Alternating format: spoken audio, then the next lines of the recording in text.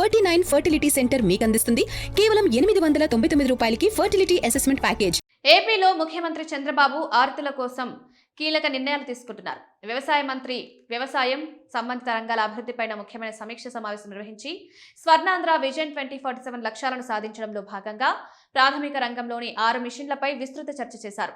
వ్యవసాయం, తోటల పంటలు, చేపల పెంపకం, మార్కెటింగ్, పశుసంవర్ధకం వంటి శాఖల అభివృద్ధికి సంబంధించి ముఖ్యమంత్రి అనేక కీలక సూచనలు చేశారు. ఇందులో భాగంగా రైతుల ఉత్పత్తులను నేరుగా వినియోగదారులకు చేర్చే ఫార్మ్ టు హోమ్ వ్యవస్థను ప్రభుత్వం ప్రోత్సహించనుంది. రాష్ట్రంలోని 90 నియోజకవర్గాల్లో కొత్త రైతు బజారును ఏర్పాటు చేయాలని నిర్ణయించారు. ఇప్పటికే ఉన్న రైతు బజార్లను ఆధునీకరించి డిజిటల్ యాప్ ద్వారా మరింత సౌకర్యవంతం చేయాలని సూచించారు. ప్రకృతి సేద్యం ద్వారా పండించిన ఉత్పత్తులకు ప్రత్యేక కౌంటర్లు ఏర్పాటు చేసి వాటిని ప్రత్యేకంగా ప్రోత్సహించాలన్నారు.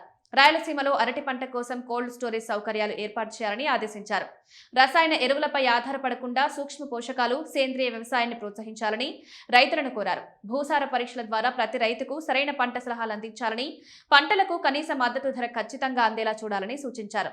చేపల పెంపకం రైతులు, మత్స్యకారులకు నిధులు, చేపల పెంపకం రైతులకు విద్యుత్ రాయితీ కింద 1100 కోట్లు కేటాయించారు. కొత్తగా 12,680 విద్యుత్ కనెక్షన్లు మంజూరు చేసి అదనంగా 188 కోట్లు ఖర్చు చేయనున్నారు.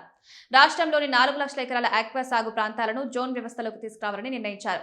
మత్స్యకారులకు 240 కోట్లతో 200 మరపడ అందించాలని ఆదేశించారు.